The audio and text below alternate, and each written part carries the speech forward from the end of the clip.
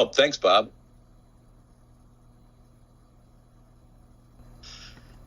I wish we all knew how much energy it takes to produce, say, like 1 gallon of water, drinkable water, I should say. So I had no idea, so I had to look it up. So hang on.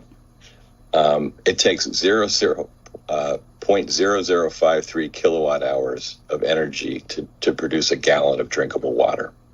Doesn't sound like much. It's kind of a wonky number. So I looked it up, start doing the math, and it adds up fast.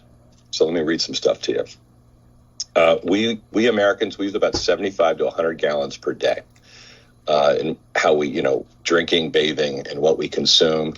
It adds up fast. You multiply that times our population, it's an awful lot of water. And if we were able to cut, say, 5 gallons off that, here's the impact. And it's pretty amazing. But hang on.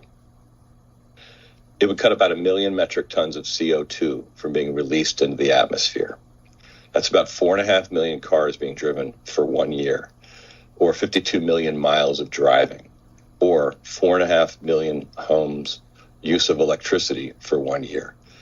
That's pretty amazing how I think seemingly small, inconsequential actions actually add up when we do them together.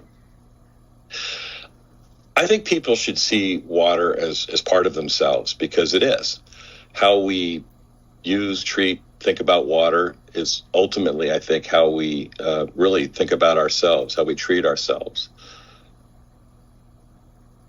I see people, communities, cities, rethinking how we treat water, how we can reuse it, retain it, preserve it. I drive around the country. I see farming techniques changing. I drive through the city. I see landscapes changing, and it gives me a lot of hope for the future. I would like to pass the glass to my good friend, George Hawkins. Here you go, George.